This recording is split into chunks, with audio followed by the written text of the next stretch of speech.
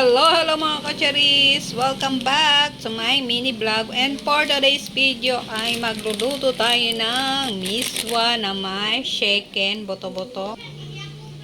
Lalagyan ko rin siya ng siomay at yung 2 pirasong patola. Start cooking na mga kacharis!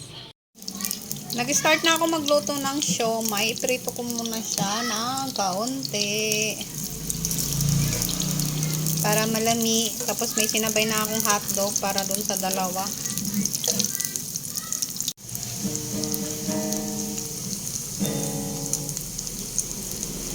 Hintayin lang natin mag golden brown. Ayun o, golden brown. Ayun, pwede bang isanla yun? Charot.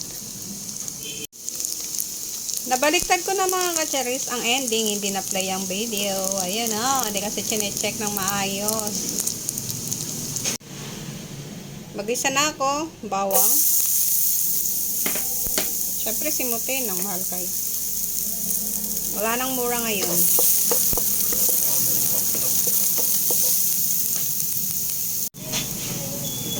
Sibuyas.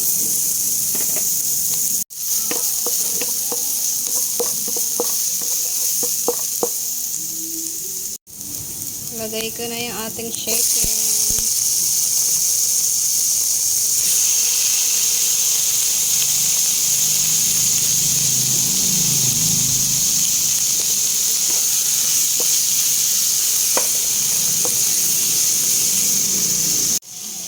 Lagay ako ng paminta,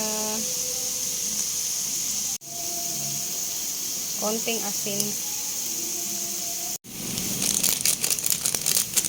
magic na buo-buo na.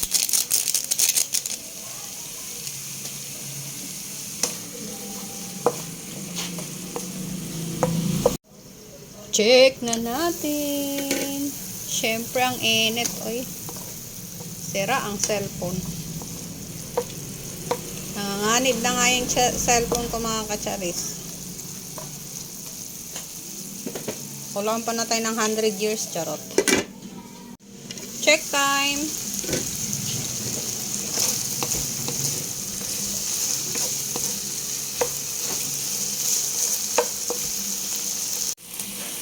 Lagay na ako ng tubig.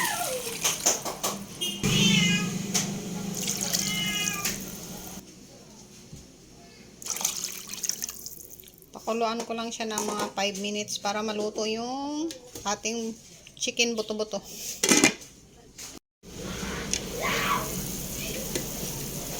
Lagay ako ng asin.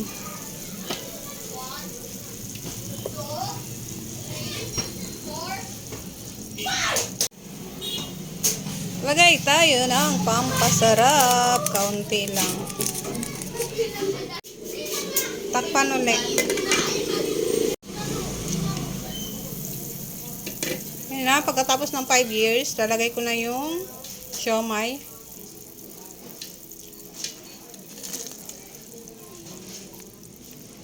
May natira. 5 pirasong miswa.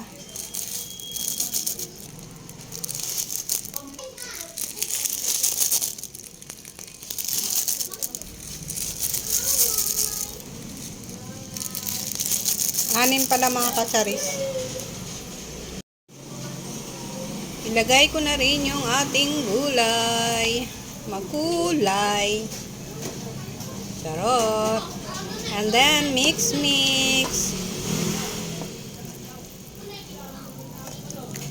Ay nako, maulan ngayon dito sa amin. Sarap humigop ng sabaw. Lutuin ko lang to ng mga 2 minutes and check natin mamaya. Update na lang later. Check na natin. Wow! Ang sarap ng ulam niyan. Oh, so yummy. Pwede nang patayin ang kalan.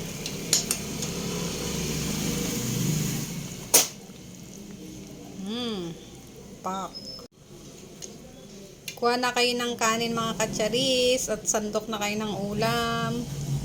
Kain tayo.